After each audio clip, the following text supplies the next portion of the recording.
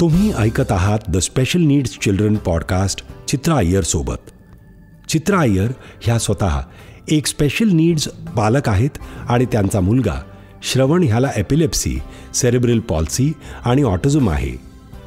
चित्रा अय्यर ह्या MFA capital private लिमिटेडच्या CEO आणि FFA फोरम फॉर ऑटिझम नावाच्या पेरेंट सपोर्ट ग्रुपच्या ट्रस्टीसुद्धा आहेत. 2005 पासून MFA या संस्थेने विशेष गरजा असलेल्या कुटुंबांना त्यांची आर्थिक उद्दिष्टे पूर्ण करण्यास मदत केली आहे. आजच्या पॉडकास्टमध्ये चित्रा अय्यर ह्या गार्गी म्हात्रेंशी बोलत आहेत. गेली 28 वर्षे गार्गी म्हात्रे या विशेष आवश्यकता असलेल्या शाळांच्या एज्युकेशन इन्स्पेक्टर म्हणून कार्यरत होत्या. या भागात आपण गार्गींशी त्यांच्या प्रवासाबद्दल बोलत आहोत. या पॉडकास्टमध्ये विशेष गरजा असलेल्या मुलांसाठी व प्रौढांसाठी उपलब्ध असलेल्या सुविधा सुधारणाबद्दल आणि पालकांना जागरूक करण्याकरिता त्यांच्या प्रयत्नांबद्दल चर्चा करत आहोत. Hello everyone.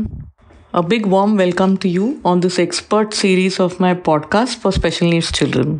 Thank you for your time and agreeing to do this interview with me, Gargi ma'am. Hello, Chitra ma'am. Ma'am, mala ma'am karu naka. So, to introduce you formally to all our listeners, Gargi Mhatre was an education inspector for special schools run by BMC, Mumbai Municipal Corporation. Basically, या विशेष शाळांच्या शिक्षण निरीक्षक होत्या. She has completed her BHSC in Child Development, DEd and BEd in Special Education. She worked as a teacher for 8 years at Meera Vidyalaya and as a school inspector for special schools in MCGM in the Education Department for around 28 years now. Right? Thank you for your time. And as part of Forum for Autism, we have been fortunate to interact with you and work with you, in collaboration for our municipal schools for children with special needs. And thank you so much for, all that you've been doing over the years. And today we are very eager to learn and understand more from you through this entire journey of yours with all our children. So, first प्रश्न विचारते.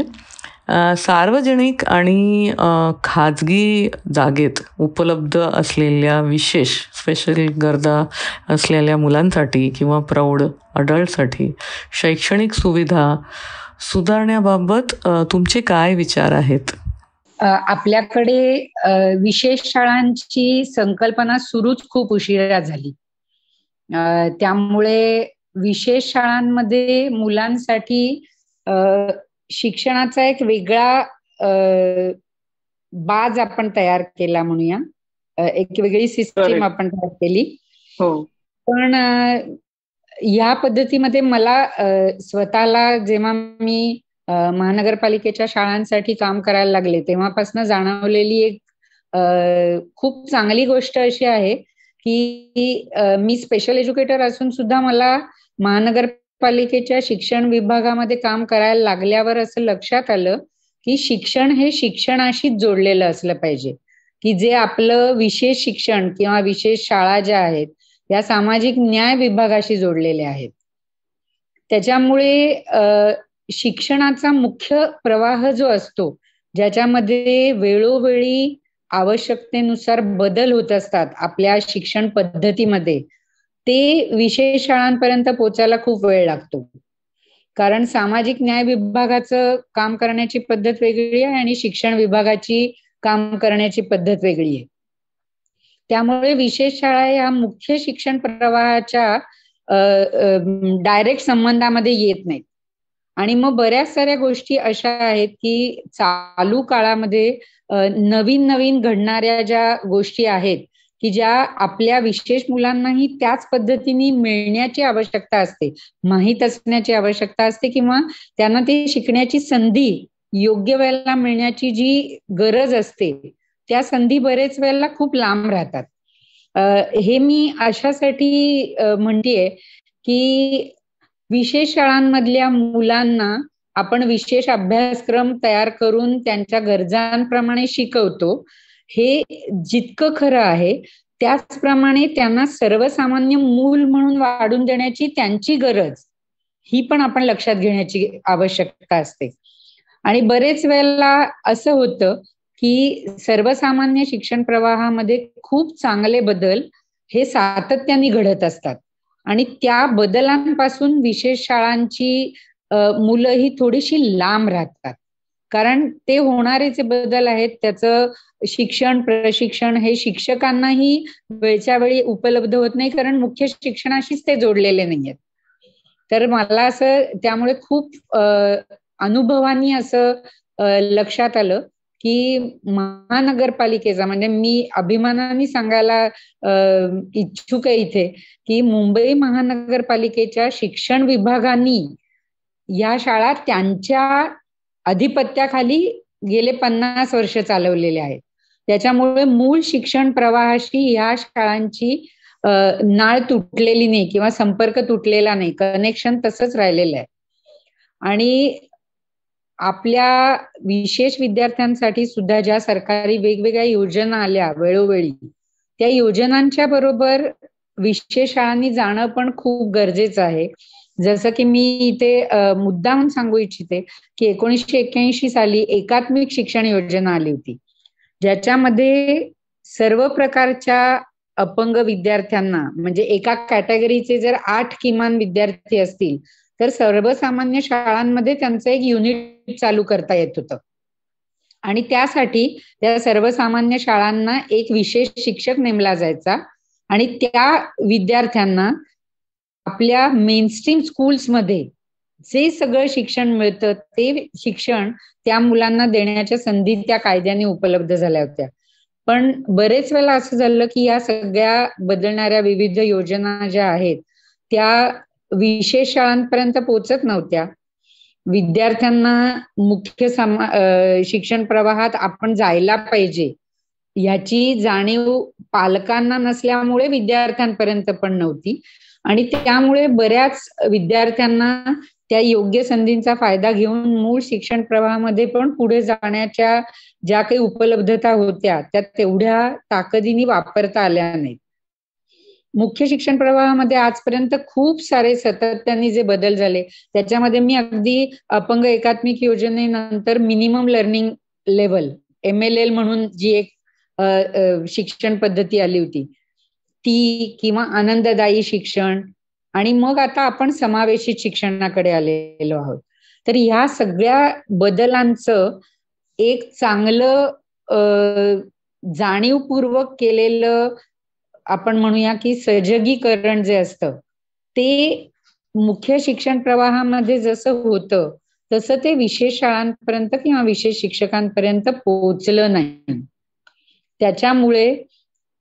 त्यामुळे असं झालं की विशेष विद्यार्थ्यांचे जे पालक होते त्यांनाही शिक्षणाच्या ह्या वेगवेगळ्या संधी आपल्या मुलांसाठी उपलब्ध आहेत याची माहिती वेळेवर पोचली नाही आणि मुलांना शिक्षणाच्या मुख्य प्रवाहामध्ये येण्यासाठी जी काही वेगवेगळ्या प्रकारांनी केलेली आपण म्हणूया की एक संधी होती ती घेता आली नाही मुलांना. त्यामुळे शिक्षकांना मुख्य प्रवाहाबरोबर काम करायला मिळणं हे खूप आवश्यक आहे असं मला वाटतं. आता तर आपण सगळेजण समावेशित शिक्षण म्हणजे इन्क्लुजन कडे आलेलो आहोत आणि सर्वसामान्य शाळांमधून शक्य असेल तर ह्या मुलांना पहिली शिक्षणाची संधी मिळणं हे खूप गरजेचं आहे. या बाबतीमध्ये मी माझे थोडेसे अनुभव तुमच्या बरोबर शेअर करू इच्छिते की मूल विशेष असू दे की सर्वसामान्य असू दे, मूल हे मूलच असतं. त्याच्यामुळे त्यांना वाटणाऱ्या भावभावना, त्यांना अपेक्षित असणाऱ्या गोष्टी या त्यांच्याही सर्वसामान्य मुलांच्या सारख्याच असतात, विशेष मुलांच्या सुद्धा. आणि त्यामुळे त्या संधी त्या वयामध्ये मुलांना मिळणं हे खूप गरजेचं असतं. अगदी पूर्व प्राथमिक शिक्षणापासून आपण जर ह्याचा विचार केला तर पूर्व प्राथमिक शिक्षणाची संधी विशेष मुलांना त्या वयापासून मिळणं ही गोष्ट आतापर्यंत आपल्याकडे नव्हती.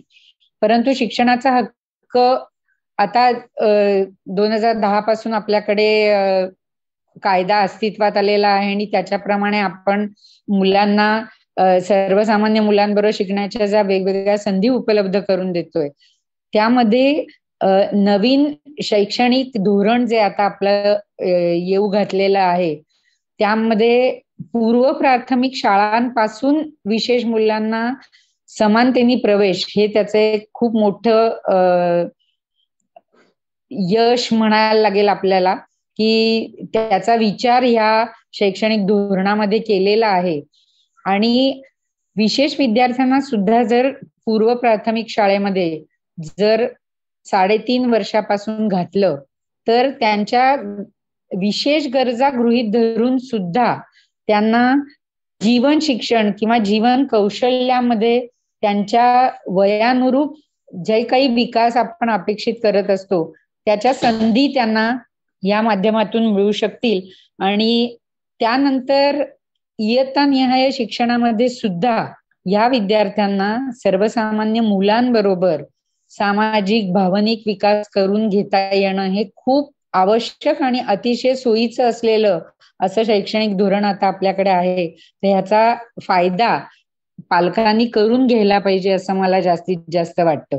यासाठी आम्ही आमच्या स्तरावर काही गोष्टी केल्या होत्या, त्या म्हणजे वस्तीमध्ये विशेष मुलं जिथे असतात तिथे आम्ही पालकांची छोटी छोटी जागरूकता कार्यक्रम आम्ही आयोजित करतो, की ज्याच्यामध्ये पालकांना सांगतो की मूल विशेष असलं तरीही त्याला सर्वसामान्य प्रवाहाबरोबर नेण्यासाठी आपल्याला काय पद्धतीने त्याचा विकास करून घेता येईल, त्यांना घरच्या घरी कशा प्रकाराने थेरपीज देऊन तयार करून घेता येईल आणि मग त्यांना आपल्या सर्वसामान्य मुलांच्या बालवाडीमध्ये घालून त्यातल्या ज्या गोष्टी आपल्या मुलाला येऊ शकतात अशा गोष्टींकडे आपण लक्ष देऊन या मुलाचा विकास चांगल्या प्रकाराने करून घेऊ शकतो. शिक्षण म्हणजे फक्त पाठ्यपुस्तकीय अभ्यासक्रम किंवा इयत्तानिहाय पास होणं इतकंच मर्यादित नाहीये, तर जीवन कौशल्याबरोबर पाठ्यपुस्तकीय अभ्यासक्रम पूर्ण करण्याची क्षमता मुलांची वाढवणं आणि त्यांच्या क्षमतांप्रमाणे मुलांना पुढे जाण्याची संधी त्या वयात मिळणं हे खूप गरजेचं आहे. आणि ते करून देण्याचा प्रयत्न आपण आज समावेशित शिक्षणामधून करतो. शिक्षणाचा हक्क अधिनियम आपल्याला ही सगळी संधी उपलब्ध करून देतो आणि नवीन शैक्षणिक धोरणामध्ये आपल्याला या प्रकारांनी जागरूक राहून आपल्या मुलांना आवश्यक असेल शाळांमध्ये प्रवेश मिळवणं हेही कायद्याने आता आपल्याला शक्य झालेलं आहे. पालक आपल्या त्या अधिकाराचा वापर करू शकतात.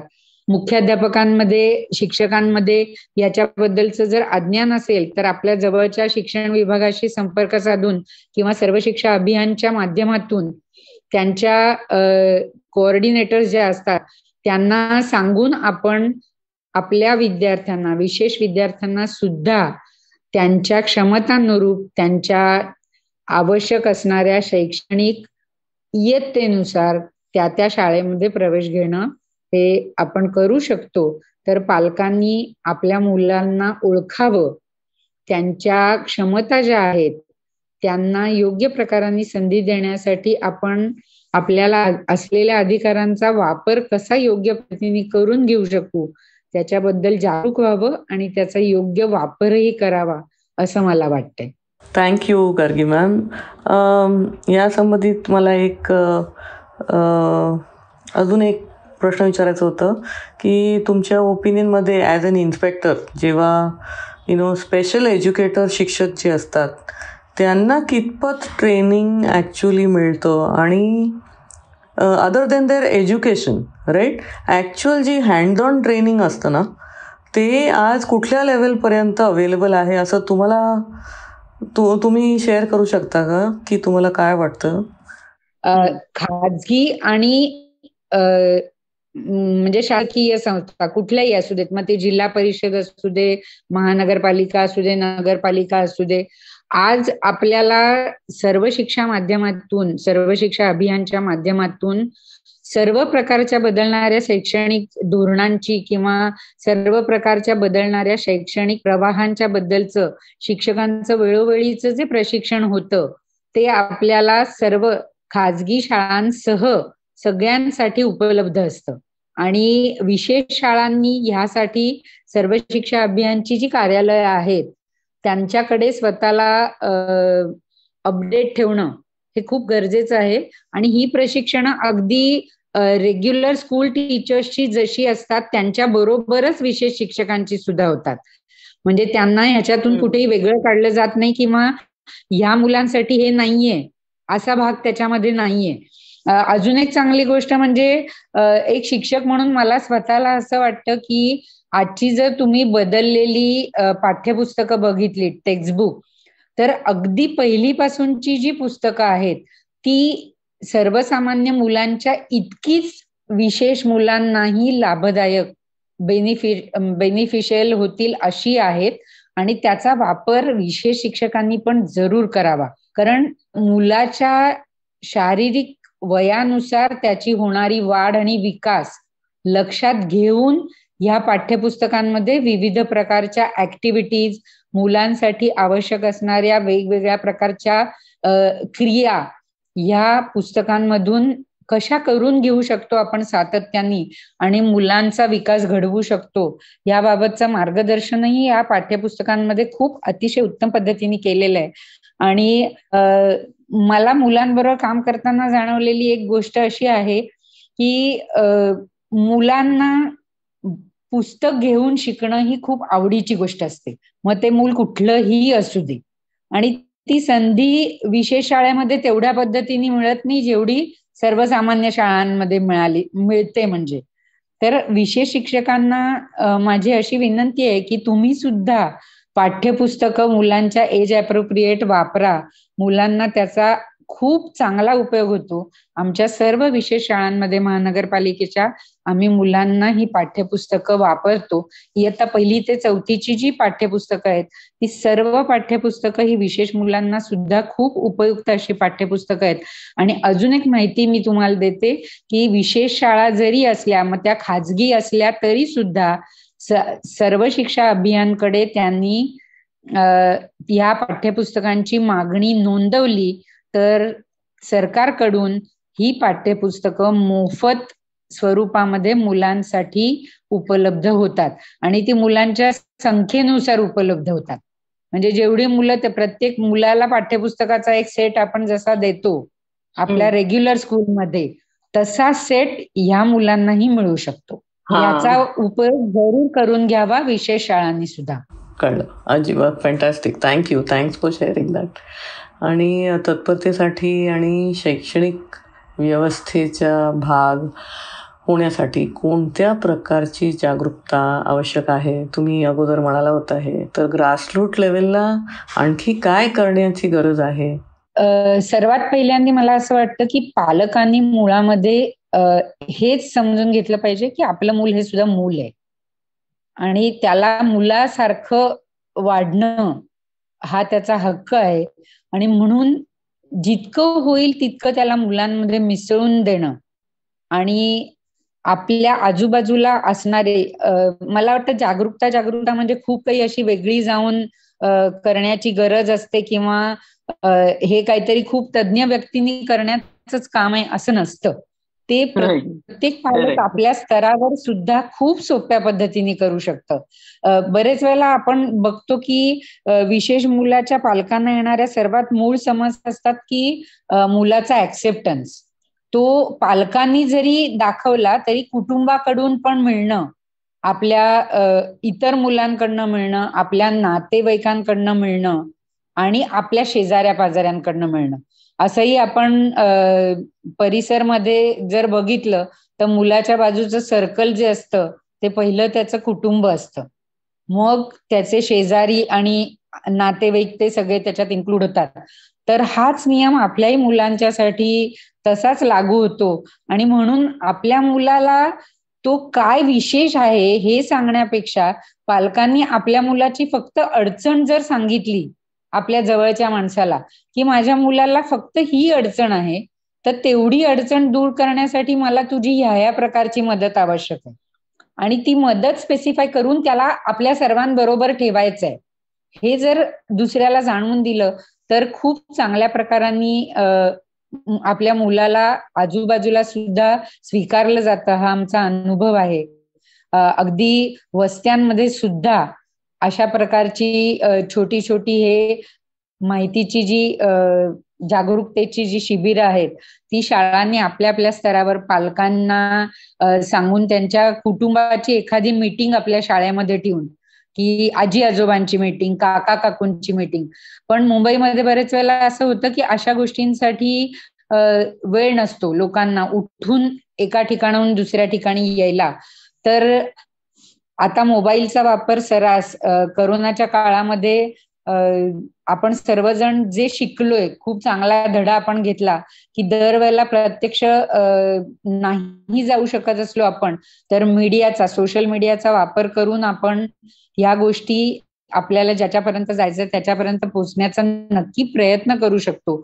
आणि या काळामध्ये विशेष मुलांसाठी शिक्षणाच्या या सगळ्या पद्धती आम्ही विशेष शिक्षकांनी पण तशाच वापरल्या जशा सर्वसामान्य मुलांसाठी इतर शिक्षक वापरत होते. आणि त्याचे खूप चांगले रिझल्ट्स हे आपल्याला मिळालेत. म्हणजे विशेष मुलं पण खूप चांगल्या पद्धतीने फोन चालवायला शिकली. पालकांना कळलं की आपलं विशेष मूल हे फोनच्या माध्यमातून शिकू शकतं. आणि इतरांनाही ज्या गोष्टी आपल्याला सांगायच्या आहेत त्या आपण अशा ऑडिओ व्हिज्युअल स्वरूपामध्ये त्यांच्यापर्यंत नेऊ शकतो. मुलांना मोबाईल वापरता येत असल्यामुळे मुलांना टायपिंग जमायला लागलं, मुलांना ऑप्शन शोधायचे कसे, ह्या सगळ्या खूप साऱ्या गोष्टी आहेत की ज्या तांत्रिक गोष्टी आपल्या मुलांसाठी म्हणजे विशेष मुलांसाठी खूप मदत करणाऱ्या अशा ज्या साबित झाल्या आहेत. त्याच्यामध्ये मीडियाचा वापर आणि टेलिफोन, अँड्रॉइड फोन्सचा वापर ही पण खूप एक चांगली गोष्ट आपल्याला सगळ्यांना या जागतिक संकटाने शिकवलेली आहे. तर त्याचाही वापर आपण करून समाजामध्ये ही जाणीव जागृती करू शकतो. आणि याच्यासाठी शाळा स्तरावर जर छोटे छोटे गट आपण स्थापन करू शकलो आणि आपल्या पालकांपैकीच एखाद्याला पुढारी करायचं आणि त्याला सांगायचं की तुम्ही जवळ राहणाऱ्या पालकांनी तुमच्या विभागामध्ये आजूबाजूला राहणाऱ्या लोकांना आपल्या मुलांच्या अडचणी समजावून सांगा आणि त्याच्यातून काय त्यांनी आपल्याला मदत करणं अपेक्षित आहे.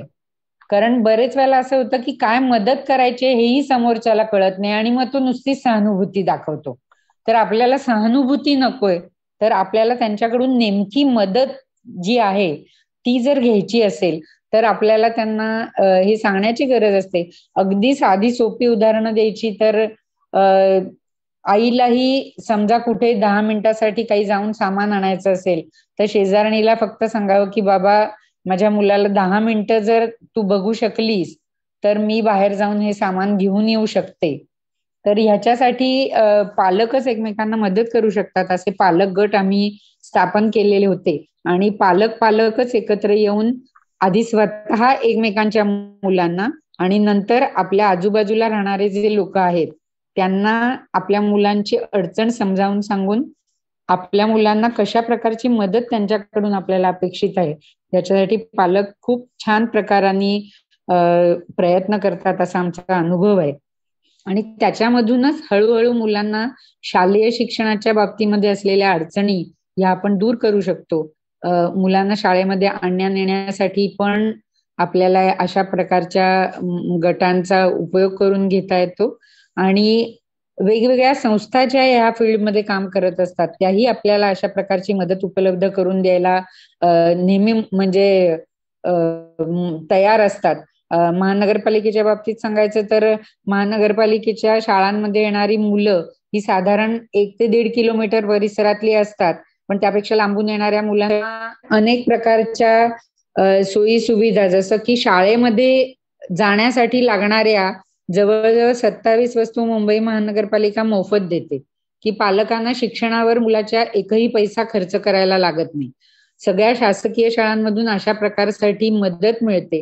गणवेश, शाळेचे दप्तर, डबा, वॉटर बॅग अशा सगळ्या वस्तू ज्या शाळेशी संबंधित आहेत या सगळ्या मोफत महानगरपालिकेच्या शाळेमध्ये मिळतात. तर पालकांना जिकडे अडचण असेल तिथे अशा ज्या सोयी सुविधा उपलब्ध आहेत त्याचा पालकांनी जरूर लाभ घ्यावा असं मला वाटतं. कारण आपल्या मुलाला पुढे नेणं हे आपलं उद्दिष्ट आहे. अगदी पूर्णपणे त्या वर्गामधल्या सगळ्या शैक्षणिक बाबी जरी आल्या नाहीत तरी मुलाचा सामाजिक विकास, मुलाचा भावनिक विकास आणि त्याच्याबरोबरच त्याची शैक्षणिक पातळी उंचावण्यासाठीचे सगळे प्रयत्न हे शाळेच्या माध्यमातून मुलासाठी केले जातात.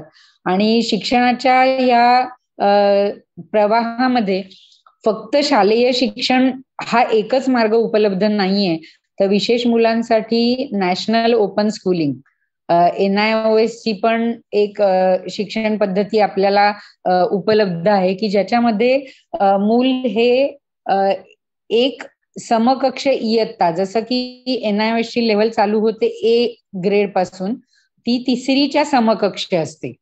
आणि ह्याच्यासाठी आपण आपलं मूल सामान्य शाळेमध्ये जात असेल तरीही त्याचा वापर करू शकतो किंवा विशेष शाळेमध्ये जात असेल तरीही त्याचा वापर करू शकतो. आणि मुलाला त्याच्या वेगानुसार 2 वर्षामध्ये एक समकक्ष इयत्तेचा अभ्यास त्याला करता येतो. 2 वर्षाचा स्पॅन म्हणजे 4 टर्म्स होतात 6 महिन्याच्या. मग त्या 6 महिन्यामध्ये तो एक विषय घेऊन पण करू शकतो, एक विषय घेऊन 2 वर्षात, किंवा एका वेळेला 2 विषय पण घेऊन करू शकतो. आणि या 2 वर्षामध्ये ती एक इयत्ता म्हणजे A ग्रेडचा जर अभ्यास करत असेल तर तो त्या 3 विषयांचा अभ्यास त्या 2 वर्षामध्ये पूर्ण करून त्याला तिसरीच्या समकक्ष अभ्यासक्रम पूर्ण केला असं सर्टिफिकेट मुलाला मिळतं. त्याच्यामुळे मुलांनाही आणि पालकांनाही मुलांच्या क्षमता कळून मुलगा काय अचीव करू शकतो, काय मिळवू शकतो, शैक्षणिक पातळीमध्ये किती पुढे जाऊ शकतो याचाही अंदाज येतो. आणि मुलाला शिक्षणाच्या संधी त्याची आवड बघून आपल्याला पुढे उपलब्ध करून देता येतात. नॅशनल ओपन स्कूलिंग किंवा मुक्त शाळा उपक्रम हा जो आहे त्याच्यामध्ये आपण मुलाला A ग्रेड 3री समकक्ष, B ग्रेड 5वी समकक्ष, C ग्रेड 7वी समकक्ष आणि नंतर डायरेक्टली आपण त्याला SSCच्या परीक्षेला बसवू शकतो. तर या संधीचाही उपयोग करून घेऊन आपल्या मुलाची शैक्षणिक गुणवत्ता वाढीला आपण मदत करू शकतो. महाराष्ट्रामध्ये पण नॅशनल ओपन स्कूलिंगची अनेक केंद्र आहेत. प्रथम हे त्यातलं एक केंद्र आहे मराठीमध्ये अभ्यासक्रम करून देण्यासाठी. आणि असे अनेक केंद्र जे आहेत ती तुम्हाला वेबसाईटवरनं कळू शकतात. आणि त्या ठिकाणी फॉर्म भरून आपण आपल्या मुलांना ह्या शिक्षणाच्या मुख्य प्रवाहामध्ये टिकण्यासाठी ज्या संधी आहेत त्याचा उपयोग करून घेऊ शकतो. फॅन्टॅस्टिक. तुम्ही कुठून कुठपर्यंत सगळं कव्हर केलं. मेन म्हणजे जे what you said about parents being aware was just absolutely fantastic. ते नक्की होतं की acceptance and then sharing with every one around you about what your problems are. हे खूप कठीण आहे आणि हे खूप लोकांना जमतच नाही. पण as they mature and as they understand about the needs of the child, then what you sincerely said about people talking to each other is, I think, one of the most important things that मला थोडंसं सांगायचंय की अडचणी का सांगायच्या, म्हणजे त्याचं कारण मुख्य एक हे आहे की विशेष मुलांचे पालक जे आहेत त्यांनाही अतिशय ताण असतो सतत 24 तास. म्हणजे एकदा आपलं मूल विशेष आहे हे कळल्यापासून त्यांच्यावर हा सतत ताण असतो. पण त्यांनाही या ताणामधनं बाहेर काढण्याची गरज असते. शिक्षक म्हणून आम्हाला हे सतत जाणवत असतं. पालक जेव्हा शाळेमध्ये येतात मुलांना घेऊन आणि आई वडील म्हणून त्यांना त्यांचंही एक आयुष्य असतं, पती पत्नी म्हणून असतं. तर अशा वेळेला असे जे पालकांचे मदत गट तयार होतात किंवा पालकांनी आपल्या शेजाऱ्यांच्या बरोबर किंवा नातेवाईकांबरोबर आपल्या नेमक्या अडचणी सांगून जागरूकता निर्माण केली की बऱ्याच साऱ्या वेळेला असं होतं की पालकांना मदत करायला हे लोक समोरून पुढे येतात. आणि पालकांनाही त्यांचा जो एक थोडासा तरी मोकळा वेळ मिळायला पाहिजे तो आपण उपलब्ध करून देऊ शकतो. जसं की आम्ही आमच्या शाळांमधल्या पालकांचे असे गट स्थापन करून शनिवार रविवार जेव्हा शाळेला सुट्टी असते, एखादा पालक एक 3-4 मुलांना आपल्या घरी सांभाळायचा आणि त्या 3-4 मुलांचे पालक त्या दिवशी बाहेर जाऊन एखादा नाटक सिनेमा बघणं किंवा अगदी छोटीशी करमणूक त्यांच्यासाठी जी असेल किंवा शांतता, काहीच नको म्हणजे कुठे जाणं नको, पण मी घरी शांत बसीन वाली जी गोष्ट आहे ती करून सुद्धा पालकांना एवढा रिलीफ मिळतो. आणि त्याच्याबरोबर दुसरं एक चांगली गोष्ट अशी होते की मुलांना आपल्या आई वडिलांच्या शिवाय इतर व्यक्तींबरोबर कसं राहायचं, कसं वागायचं आणि कशा पद्धतीने आपण आपल्याला थोडंसं मॅनेज करायला शिकायचं, ह्याचं पण खूप चांगलं ट्रेनिंग या अशा सेशन्स मधनं मिळतं.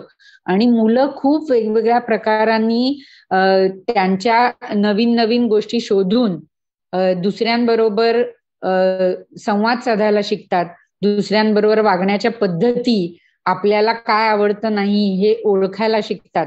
आणि त्यामुळे ह्या सगळ्या गोष्टींचा वापर पालकांनी जरूर करावा असं मला वाटतं. कारण इतक्या वर्षांच्या अनुभवात दुसरं एक मी शिकले की विशेष मुलं सुद्धा आपल्या आजूबाजूला घडणाऱ्या सामाजिक घटनांबरोबर तेवढीच जोडली गेलेली असतात जेवढी आपली मुलं. आता विषयाचं गांभीर्य किंवा त्या विषयामधलं ज्ञान हे विशेष मुलांना कमी असेल, पण मुलं त्याच्याबरोबर काय म्हणूया आपण जोडलेली असतात. उदाहरणादाखल मी एक अनुभव शेअर करायला अगदी म्हणजे तयार आहे की आपण बरेच वेळेला म्हणतो की टीव्ही, फोन आणि ह्या सगळ्या माध्यमांचा मुलं गैरवापर करतात वगैरे, पण गैरवापराबरोबर त्याच्या ज्या चांगल्या गोष्टी आहेत त्या आपल्या नजरेला येत नाहीत किंवा उशीर होतो त्या आपल्या नजरेला पडायला. साधं उदाहरण घ्यायचं तर मन की बात हा जो कार्यक्रम आहे, आपल्या देशाचे पंतप्रधान जनतेशी त्यांच्या मनातल्या गोष्टी बोलतात, तर आमच्या शाळांमधून आम्ही हा कार्यक्रम अगदी सुरुवातीला म्हणजे जेव्हा तो कार्यक्रम चालू झाला होता तेव्हापासून ऐकवायला सुरुवात केली होती. आणि त्या कार्यक्रमाने आम्हाला असा एक धडा दिला की आपण बरेच वेळेला मुलांना काही कळत नाही हे जे गृहीत धरतो हे चुकीचं असतं. मुलांनाही या पद्धतीच्या गोष्टींबरोबर जोडलेलं असणं हे आवडतं पण, आणि मुलं तशी जोडलेली पण असतात. कारण माझ्या शाळेमधल्या मुलांनी आम्हाला असे प्रश्न विचारले होते की आम्हाला पंतप्रधानांना भेटता येईल का. तर आम्हाला सगळ्यांना असं वाटलं की ह्यांना का पंतप्रधान, मुळामध्ये पंतप्रधानांना भेटणं हा कन्सेप्ट जो आहे तो मला वाटत नाही की कोणी विशेष मुलांचे पालक असं अपेक्षित करत असतील की आपलं मूल पंतप्रधानाला वगैरे भेटण्याचा असा काही विचार करू शकतं. तर ह्या मुलांनी आम्हाला सांगितलं होतं, गोष्टी खूप साध्या होत्या. त्यांनी मला असं सांगितलं होतं की मला पंतप्रधानांना विचारायचंय की आमच्या भागामध्ये रोज पाणी जातं आणि पाणी येण्यासाठी ज्या गोष्टी करणं आवश्यक आहे त्या तुम्ही का नाही केलेल्या अजून. म्हणजे त्यावेळेला आम्हाला सगळ्या शिक्षकांना हा शॉक होता की त्या मुलांनी त्याही कार्यक्रमांमधून जे काही ऐकलं होतं, मला माहितीये त्यातलं काही भाषण पूर्णच्या पूर्ण मुलांपर्यंत गेलं नसेल, पण त्यातला जो भाव होता तो मुलांपर्यंत पोहोचला होता की अडचणी किंवा समस्यांवर मार्ग काढणं ह्याच्यासाठी आपण एकत्र यायला पाहिजे. तर आणि त्याच्यामध्ये सुद्धा त्या आमच्या मुलांनी जे प्रश्न विचारले होते त्याच्यात आमच्या सगळ्यांच्या असं लक्षात आलं की मुलांना पंतप्रधानांना भेटायचे ते त्यांच्या वैयक्तिक समस्यांसाठी नाही भेटायचंय किंवा आमच्यासाठी ही वस्तू द्या, आमच्यासाठी ती वस्तू द्या, अशासाठी नव्हतं भेटायचं. तर त्यांचे प्रश्न हे त्यांच्या रोजच्या जगण्याशी निगडीत होते. आणि त्यांना पंतप्रधानांना हे सांगायचं होतं की तुम्ही ह्या गोष्टी एवढं सगळं करू शकता, तर या सोप्या गोष्टी आमच्यासाठी नाही का करू शकत. म्हणजे तिथे सुद्धा जो भाव होता तो सगळ्यांसाठीचा विचार होता. आणि मला वाटतं आपण खूप छोटा विचार करतो मुलांसाठी. आपण मोठे आहोत किंवा आपण त्यातले तज्ञ आहोत म्हणून बरेच वेळेला आपल्याला लक्षात येत नाही की मुलं पण अशा प्रकारचे विचार करू शकतात. आणि कुठल्या तरी माध्यम एखाद्या कार्यक्रमाचं मिळण्याची फक्त गरज असते, पण मुलं व्यक्त करण्याची जर संधी मिळाली तर अशा प्रकारचे प्रश्न तुमच्या पुढे मांडतात आणि तुम्हाला विचारतात की हे का नाही होऊ शकत, आणि हे विशेष मुलं करतात. आणि त्याच्यामुळे मला अगदी ठामपणे असं वाटतं की रोजच्या टीव्हीवरच्या होणाऱ्या बातम्या, पेपरामध्ये येणाऱ्या बातम्या जी मुलं लिहू वाचू शकतात, मुद्दामून आपण सांगायला पाहिजे की पेपर वाच. त्यातलं सगळं नाही कळणार, पण त्यातलं काहीतरी मुलापर्यंत जातच जातं आणि मुलं हा विचार करतात. आणि आम्हाला त्या मुलांनी चांगलाच धडा दिला होता तो की त्यांनी ज्या सगळ्या अंडर एस्टिमेट करतो. म्हणजे मुलांनी सगळ्या ज्या गोष्टी आमच्या पुढे मांडल्या होत्या त्या सगळ्या सामाजिक समस्यांशी निगडीत होत्या, की ज्या गोष्टी होणं ही त्यांची स्वतःची एकट्याची नव्हती वैयक्तिक गरज, तर त्यांच्या आजूबाजूच्या सगळ्या लोकांचा विचार करून त्यांनी ती समस्या मांडली होती. तर ह्या गोष्टी आपण मुलांना ही संधी देण्याची खूप गरज असते आणि आपण अशा कार्यक्रमांचा, अशा माध्यमांचा वापर करून मुलांना ती संधी देऊ शकतो. हे पण एक प्रकारचं शिक्षणच आहे. त्यामुळे त्याचाही विचार आपण सातत्याने करण्याची गरज आहे. आणि मुलं आपल्याला त्याच्या अजून एक अनुभव मला शेअर करायचा आहे, म्हणजे विशेष शाळांमध्ये मी स्पेशली बोलते ते मेंटली चॅलेंज मुलांसाठीच्या शाळांमध्ये, ह्या शाळांना आपलं लिव्हिंग सर्टिफिकेट जे देतो आपण, शाळा सोडल्याचा दाखला, त्याच्यामध्ये अमुक इयत्ता पास, आपला शाळा सोडल्याचा जो दाखला असतो त्याच्यामध्ये आपण म्हणजे शाळा जेव्हा सोडतो तेव्हा त्याच्यावर अमुक पास किंवा नापास जे काय असतं ते नोंदवलेलं असतं. मग ते प्राथमिक शाळा जेव्हा आपण सोडतो म्हणजे 1ली ते 4थी, तर तिथे त्याची नोंद असते. मग तोच आपण माध्यमिक शाळेत सेकंडरी स्कूलमध्ये देतो. आणि सेकंडरी स्कूल सोडताना जनरली मुलं SSC पर्यंत जातात, तर ते 10वी पास किंवा आधी काही इयत्ता सोडल्या, पण तुम्ही कुठली इयत्ता केली ह्याची नोंद तिथे एक असते. आणि विशेष शाळा मतिमंद मुलांसाठी ज्या असतात त्या अशी नोंद नाही देऊ शकत, कारण इयत्तानिहाय अभ्यासक्रम नाही या मुलांसाठी राबवला जात. त्यांच्या क्षमतांप्रमाणे आपण त्यांना त्या सगळ्या कौशल्यांचं प्रशिक्षण देतो. आणि म्हणून मला NIOS ह्याच्याबरोबर जोडणं हे खूप गरजेचं वाटतं, कारण माझ्या शाळेतल्या काही वर्षापूर्वीच्या मुलांनी मला असं सांगितलं होतं की मॅडम प्लीज आमचं नाव आपल्या महानगरपालिकेच्या त्या शाळेमध्ये घाला ना. तर मी स्वतः पण आणि शिक्षक आम्ही सगळे थोडेसे बुचकळ्यात पडलो होतो, सरप्राईज झालो होतो आम्ही की असं का मुलं म्हणतायत. तर ही सगळी मुलं जी आमची होती ना, ही एज्युकेबल ग्रुपची मुलं होती आणि ही सगळी एक 1.5 वर्षामध्ये, म्हणजे 18 पूर्णपर्यंत मुलं आपल्या स्पेशल स्कूलमध्ये असतात, विशेष शाळेमध्ये, तर ती पूर्ण होऊन बाहेर जाणार होती. तर मी त्यांना विचारलं की का तुम्ही असं सांगताय. मुलांना आधी खूप थोडंसं द्विधा मनस्थिती होती की सांगू की नको किंवा. मग त्यातल्या काही मुलांनी मला सांगितलं, मॅडम आपल्या शाळेमध्ये ना मतिमंद मुलांची शाळा म्हणून हे मिळतं, शाळा सोडल्याचा दाखला, त्याच्यावर आम्ही काय शिकलोय त्याचं हे नाहीये. तर आम्हाला त्या शाळेत गेलो तर इतकी पास वालं सर्टिफिकेट मिळेल, म्हणून आम्हाला या शाळेचं लिव्हिंग सर्टिफिकेट नकोय. तर हा माझ्यासाठी एक अक्षरशः आय ओपनर एक्सपिरियन्स ज्याला आपण म्हणतो ना, तो होता की मी एक शिक्षक असून सुद्धा मी ह्याच्या आधी कधीच हा विचार नव्हता केला की आपल्या मुलांना सुद्धा ह्या भावनेनी एक कमीपणा वाटत असेल किंवा त्यांना ती अडचण वाटत असेल मुख्य समाजामध्ये जाताना.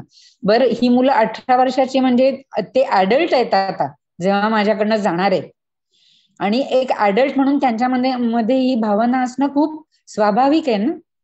पण आपण गृहीत धरतो की आपण जे देतो तेच योग्य आहे आणि तसंच पुढे चालू ठेवतो. तर त्याच्यासाठी आपल्याला आपल्या काही पद्धतींमध्ये पण बदल करण्याची गरज आहे. त्याच्यासाठी शासनाकडे आपल्याला काही गोष्टींचा पाठपुरावा करण्याची गरज आहे. आपल्याला शासनाला हे सांगण्याची गरज आहे की शाळा या शिक्षण विभागाला जोडा, सामाजिक न्यायामध्ये नका ठेवू. म्हणजे शिक्षणाच्या मुख्य प्रवाहामध्ये होणारे जे वेळोवेळीचे बदल आहेत ते सगळे विशेष शाळांसाठी तसेच येतील. आणि विशेष शाळांना कुठल्या तरी मेनस्ट्रीम शाळेशी जोडा. म्हणजे ज्या ज्या मुलांची क्षमता आहे त्या मुलांना त्यांच्या संधी या मेनस्ट्रीम शाळेच्या माध्यमातून आपल्याला उपलब्ध करून देता येतील आणि त्यांना त्यांच्या आवश्यकतेनुसार, त्यांच्या क्षमतेनुसार आणि त्यांना जे शिकायचंय त्या शिक्षणाची संधी त्यांना या माध्यमातून उपलब्ध होईल. आणि म्हणून पालकांना माझी विनंती आहे की रेग्युलर स्कूल, NIOS कुठलेही मार्ग तुमच्यासाठी, तुम्हाला जर वाटत असेल की आपल्या मुलासाठी ते योग्य आहे तर ते जरूर तुम्ही वापरा आणि मुलाला शिक्षणाच्या ह्याच्यामध्ये पुढे जाण्याची संधी द्या. परफेक्ट. या कंटिन्युटीमध्येच मला एक ॲडिशनल क्वेश्चन तुम्हाला विचारायचं होतं. Last question. तुम्ही आपल्या या पॉडकास्टची जी ऑडियन्स आहे ना त्यांच्यासाठी RTE, शिक्षणाच्या अधिकार आणि अपंग व्यक्ती, equal opportunities, equal rights or disability act 2016 जे आहे, यासारखे विविध जी लॉज आहेत तर त्यांच्याबद्दल जरा हायलाईट करू शकता का की ॲज अ टीम आपण ह्या लॉजना कसे व्यवस्थित वापरू शकतो आणि कसं हे करायचं हे जरा प्लीज आम्हाला समजावणार का? बरोबर. कायद्यांच्या दृष्टीने जर आपण बघायला गेलो तर प्रत्येक कायद्यासाठीच एक सेशन खरं तर आपलं होऊ शकतं की सविस्तरपणे त्या ठिकाणी पालकांना त्याची माहिती मिळण्यासाठी. पण पालकांना याची माहिती असणं खूप गरजेचं आहे. तसं बघितलं तर आपल्याकडे अपंगांसाठीचे विशेष कायदे हे प्रामुख्याने आले ते 1992 जेव्हा RCI ची स्थापना झाली, रिहॅबिलिटेशन काउन्सिल ऑफ इंडिया. 1992 मध्ये आपल्याकडे तो कायदा पण झाला आणि या काउन्सिलची पण स्थापना झाली.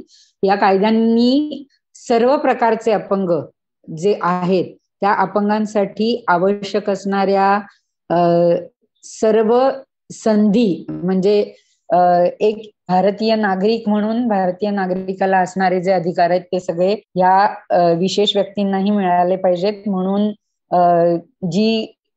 जी एक संरचनात्मक गोष्ट आपल्या प्रत्येक ठिकाणी आवश्यक आहे, जसं की मूल जन्मल्यापासून किंवा मूल जन्माच्या आधीपासून ते मूल प्रौढ व्यक्ती आणि वयस्कर व्यक्ती होईपर्यंत त्याच्या आवश्यकता आणि गरजांनुरूप त्यांना सर्व प्रकारची उपलब्धता करून मिळणं, या सगळ्या गोष्टींचा विचार, त्यांचं शिक्षण, प्रशिक्षण, पुनर्वसन, त्यांचा व्यवसाय, रोजगार, या सगळ्या गोष्टी ज्या आहेत यांच्यासाठी काम करत असलेल्या संस्थांवर एक नियंत्रक संस्था म्हणून रिहॅबिलिटेशन काउन्सिल ऑफ इंडियाची स्थापना झाली. 1995 साली आपल्याला सगळ्यांना माहितीये की समान हक्क समान संधी संपूर्ण सहभागाचा अधिनियम कायदा, अपंग कायदा ज्याला आपण म्हणतो, तो पहिल्यांदा आपल्या संसदेमध्ये पास झाला. आणि ह्या कायद्यांनी अपंगांना सगळ्या क्षेत्रांमध्ये त्यांच्यासाठी आवश्यकतेनुसार ज्या गोष्टी रचना करण्याची गरज होती त्या त्याच्यामध्ये नमूद केल्या गेल्या. हा कायदा जेव्हा 95चा कायदा जेव्हा आपल्या संसदेत झाला मंजूर, त्यावेळेला त्याच्यामध्ये फक्त 8 प्रकारची अपंगत्व नमूद केली होती. पण आता आपण इतका काळ पुढे आलेलो आहोत की जेव्हा ह्या अपंग कायद्यामध्ये अजून सुधारणा ज्या सुचवलेल्या होत्या त्या 2016 साली झाल्या आणि तोपर्यंत 21 प्रकारची अपंगत्व ही या कायद्यामध्ये नमूद केली गेली. म्हणजे आपल्या लक्षात येईल की आपण किती पुढे आलो, म्हणजे किती अजून काम करत करत अशा विशेष गरजा असणाऱ्या लोकांच्यासाठी त्या प्रकारच्या गोष्टी त्याच्यामध्ये नमूद करण्याची आवश्यकता हे विचारात घेऊन आपण त्याच्यामध्ये सुधारणा करण्याचा प्रयत्न केला. 2010 साली शिक्षणाचा हक्क अधिनियम कायदा झाला आणि तो अंमलात आला आणि तेव्हापासून शैक्षणिक क्षेत्रामध्ये मात्र आमूलाग्र बदल झाला. विशेष मुलांना समावेशित करणं हे शासनाचं धोरण हे कायद्याने बंधनकारक झालं. सर्व विशेष मुलांना सर्वसामान्य शाळांमध्ये प्रवेश घेण्यापासून कोणीही रोखू शकत नाही हे कायद्यांनी अधोरेखित केलं. आणि तसं कोणी करण्याचा प्रयत्न केला तर त्याला कायद्याने शिक्षेची पण तरतूद आहे. म्हणजे पालन करणं हे किती गरजेचं आहे हे आपल्याला या तरतुदींवरनं लक्षात येतं. आणि मुलांना सर्वसामान्य शाळांमध्ये जर पालकांना घालायचं असेल तर तोही हक्क पालकांना आहे की तो जवळच्या शाळेमध्ये त्याच्या पसंतीच्या शाळेमध्ये मुलांना त्याच्या वयानुरूप प्रवेश घेऊ शकतो. आणि त्याचबरोबर विशेष शाळांमध्ये ज्या मुलांना शिकण्याची गरज आहे, जसं तीव्र आणि अतितीव्र स्वरूपातली मुलं आहेत, त्यांना कदाचित सर्वसामान्य शाळांमध्ये चांगल्या पद्धतीने एकत्रित होऊन त्यांची जी गरज आहे त्यांच्या वेगाप्रमाणे किंवा त्यांच्या अडचणींची तीव्रता आहे ती लक्षात घेऊन ती करणं जर कठीण असेल तर अशा लोकांसाठी विशेष शाळा या राहिल्याच पाहिजेत, असा एक कायद्यामधली ती तरतूद आहे. पण जितक्या मुलांना आपल्याला शक्य असेल तेवढ्या सगळ्यांना शिक्षणाच्या मुख्य प्रवाहामध्ये समावेशित करून घेणं किंवा सामील करून घेणं हे आपलं धोरण आहे आता कायद्याने हे केलेलं, आखलेलं. आणि त्याच्यासाठी सरकारकडून वेगळ्या प्रकारच्या सोयी सुविधा ह्या उपलब्ध करून दिल्या जातात. मुलांना शिक्षणासाठी जवळच्या शाळेमध्ये प्रवेश दिला जातो. मुलाच्या अडचणीप्रमाणे मुलाची वर्ग व्यवस्था सुद्धा मुख्याध्यापकाला तळमजल्यावरच करावी लागते. जर वर्ग 3ऱ्या मजल्यावर असेल आणि आपलं विशेष मूल तिथे नाही जाऊ शकत असेल तर मुख्याध्यापकांनी तो वर्ग खाली तळमजल्यावर आणायचा असतो. आणि ही सगळी प्रावधानं ही कायद्यामध्ये केलेली आहेत. मुलांना त्यांच्या गरजांनुसार आवश्यक असणारी साधनं जी असतात, जशी कर्णबधिर मुलांना जर हिअरिंग एडची आवश्यकता असेल, आपल्या दृष्टी म्हणजे कमी दृष्टी असलेल्या मुलांना मोठ्या टाईपची पुस्तकं ती मिळण्याची आवश्यकता असेल, तशा नोट्स किंवा आपले दृष्टीहीन बांधव जे आहेत त्यांना ऑडिओ एज्युकेशनची म्हणजे त्या प्रकारच्या साधनाची आवश्यकता आहे. तर अशा सर्व शारीरिक अपंग विद्यार्थी आहेत त्यांना व्हीलचेअर म्हणा किंवा क्रिपल्स म्हणा, जे काही त्यांच्या गरजेप्रमाणे आवश्यक असलेलं साधन आहे, ही सगळी साधनं यांना शाळेच्या माध्यमातून पुरवण्याची व्यवस्था ही सर्व शिक्षा अभियानच्या माध्यमातून केली जाते. आणि नाहीतर आपल्या नजीकच्या म्युनिसिपल हॉस्पिटलमध्ये आपण संपर्क साधा, ही सर्व साधनं मोफत स्वरूपामध्ये महानगरपालिकेच्या सर्व हॉस्पिटल्स मधून तुम्हाला उपलब्ध होऊ शकतात.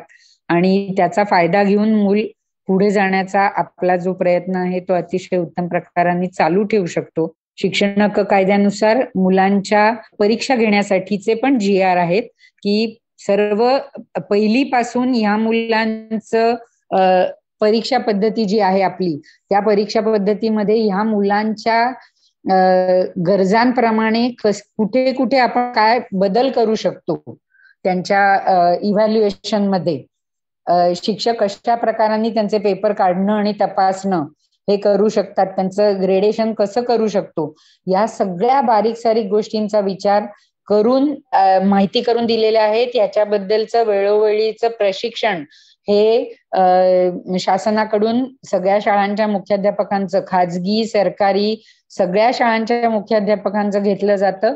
फक्त महाराष्ट्र शासन पुरस्कृत शाळा नाही तर CBSE, ICSE या शाळांच्याही विद्यार्थ्यांना या सगळ्या प्रकारच्या सोयी सुविधा उपलब्ध होतात. त्या बोर्डाच्या शाळांमधल्या मुख्याध्यापकांना या सगळ्या गोष्टींसाठीचं ट्रेनिंग, प्रशिक्षण हे दिलेलं असतं, माहिती दिलेली असते. आणि पालकांनी त्यांच्या आवश्यकतेनुसार आणि मुलांच्या गरजेनुसार या सगळ्याचा फायदा घेण्यासाठी मुख्याध्यापकाकडे जावं, त्यांना जाणीव करून द्यावी की आमच्या मुलाची ही अडचण आहे आणि त्याची ही गरज आहे, तर तुम्ही आम्हाला कशा प्रकारांनी मदत करू शकता. बरेच वेळेला असं होतं की खाजगी शाळांमध्ये अशा प्रकारच्या काही अडचणी येऊ शकतात. पण अशा वेळेला माझा स्वतःचा अनुभव असा आहे की मुख्याध्यापकांशी बोलून पालकांनी शांतपणे हे प्रश्न सोडवणं हे गरजेचं असतं. जर पालकांबरोबर मुख्याध्यापकांचा संवाद नीट प्रकाराने होत नसेल तर सर्व शिक्षा अभियानच्या माध्यमातून त्यांचे जे अधिकारी हे शिक्षण विभागामध्ये नेमलेले आहेत त्यांच्याशी तुम्ही संपर्क करा. हे लोक तुम्हाला मदत करतील आणि शाळेच्या मुख्याध्यापकांशी बोलून ह्या मुलांच्या बाबतीमध्ये येणाऱ्या अडचणी ज्या आहेत त्या सोडवण्याचा जास्तीत जास्त प्रयत्न करतील. ज्युनियर कॉलेजमध्ये सुद्धा विशेष मुलांचे प्रवेश राखीव असतात. तुम्ही त्या राखीव कोट्यामधून आपल्या मुलाला 10वीची परीक्षा पास झाल्यावर पण कॉलेजमधला प्रवेश घेऊ शकता आणि सिनियर कॉलेजमधला प्रवेशही घेऊ शकता. त्यामुळे पालकांनी मुलांसाठी काय उपलब्ध आहेत संधी त्याची माहिती योग्य प्रकाराने घेण्याची पण गरज असते. तर पालकांनी तेवढं सतर्क राहावं. शिक्षण संस्थांनी पालकांना याबाबत वेळोवेळी माहिती करून द्यावी की ह्या गोष्टी आपल्या मुलांसाठी उपलब्ध आहेत. जसं की विशेष मुलांसाठी गणित हे 7वीचं गणित SSC ला 7वीचं गणित घेणं हा एक पर्याय त्यांना उपलब्ध असतो आणि 2 विषय त्यांना व्होकेशनल व्यवसायाचे 2 विषय त्यांना घेता येतात. महाराष्ट्र राज्य परीक्षा मंडळ म्हणजे SSC बोर्डामध्ये सुद्धा या प्रकारचे 9 विषय उपलब्ध आहेत. लक्षात घ्या, 9 विषय हे कमी नाहीत. तुमच्या मुलांच्या आवडीनुसार मुलगा लॉन्ड्री, क्लोदिंग, कम्प्युटर घेऊ शकतो. त्याच्याशिवाय दूध आणि दुधाचे पदार्थवाले प्रॉडक्ट जे असतात ते विषय निवडू शकतो. बेकरी हा एक वेगळा विषय आहे. शिवणकाम, भरतकाम हा वेगळा विषय आहे. चित्रकला हा विषय आहे. तर 9 विषय असे आहेत की ज्या माध्यमातून आपलं मूल हे स्वतःला आजमावण्यासाठी हे व्यावसायिक विषय घेऊन शिक्षणाचा जो मुख्य प्रवाह आहे त्याच्यामधून पुढे जाण्याचा प्रयत्न करू शकतं. तर आपण आपल्या मुलांना ह्या उपलब्ध असलेल्या संधीचा योग्य वापर करण्यासाठी त्यांच्या मागे उभं राहण्याची गरज आहे आणि जिथे जिथे शक्य आहे तिथे तिथे आपल्याला आलेल्या अडचणी या सरकारी अधिकाऱ्यांकडे जाऊन योग्य माहिती घेऊन सोडवाव्यात असं मला वाटतं. तर शिक्षण विभागामधून तुम्हाला या कुठल्याही अशा प्रकारच्या शाळेशी संबंधित असणाऱ्या समस्या जर आल्या तर तुम्हाला तुमच्या जवळच्या शिक्षण विभागातून, मग तो महानगरपालिकेचा शिक्षण विभाग असू दे, नगरपालिकेचा शिक्षण विभाग असू दे, सर्व शिक्षा अभियान हे जे आपलं योजना आहे त्या योजनेचं आपलं जवळचं कार्यालय असू दे, या सगळ्या ठिकाणून तुम्हाला याबाबतची माहिती मिळू शकते आणि तुम्ही आपल्या मुलाच्यासाठी शिक्षणाच्या सगळ्या संधी ज्या आहेत त्या आजमावून बघू शकता आणि आपली मुलं ही त्यांच्या सगळ्या क्षमता वापरून खूप लगन आपण म्हणतो की ठेवून आपण जे काही त्यांना करायला सांगतो ते करण्याचा जास्तीत जास्त प्रयत्न करतात. तर आपण सगळे या बाबतीमध्ये एकत्र होऊया आणि आपल्या मुलांना शिक्षणाच्या या सगळ्या संधी ज्या आहेत त्या आजमावून बघून पुढे जाण्यासाठी प्रयत्न करायला त्यांना उत्तेजित करूया, त्यांना उत्साहित करूया आणि आपण मदत करूया. Thank you so much. My God, Gargi ma'am, तुमचे ओपिनियन्स आणि तुमचा एक्सपिरियन्स आमच्याबरोबर शेअर करून आम्हाला आज खूप खूप माहिती मिळालं आहे आणि खूपच प्रोत्साहन पण मिळालं आहे. थँक्यू. आय एम शुअर सर्वांना त्यांच्या सिच्युएशनला त्यांनी काय काय स्टेप्स घ्यावे आणि कसं त्यांनी हे जे आहे प्रसंग जे आहे आणि त्याच्यातून काय काय त्यांनी शेअर करायचं आणि कसं शिकायचं हे सगळं बऱ्याचपैकी क्लिअर झालं असेल. Right from parents awareness to all facilities provided by the corporation, to all the laws that are available in India today. You shared all your thoughts in detail. This was really, really extremely informative and helpful. I'm sure a lot of people who listen to this podcast will genuinely benefit from listening to you. Wishing you all the best and thank you once again for your time. Thank you very, very much. Thank you. आणि मला पण सगळ्या पालकांना खूप शुभेच्छा द्यायची आहेत की आपल्या मुलांनाही आपण तसंच पुढे नेऊया जशी आपली इतर मुलं आहेत आणि त्याच्यासाठी आपल्याकडे उपलब्ध सगळ्या संधींचा वापर करूया. त्याच्यासाठी सगळ्यांना माझ्याकडून शुभेच्छा आणि माझी मदत कुठे लागली तर तुम्ही जरूर संपर्क करा. मला जेवढी माहिती आहे तेवढी मदत मी तुम्हाला सगळ्यांना करायला नेहमीच तयार राहीन. थँक्यू. Thank you so much.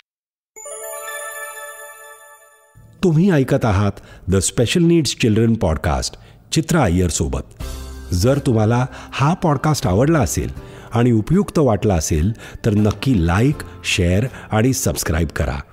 जर तुम्हाला चित्रा अय्यर ह्यांच्याशी संपर्क साधायचा असेल तर तुम्ही त्यांना chitra.iyer@myfinat.com वर ईमेल करा किंवा 9833785892 वर कॉल करू शकता.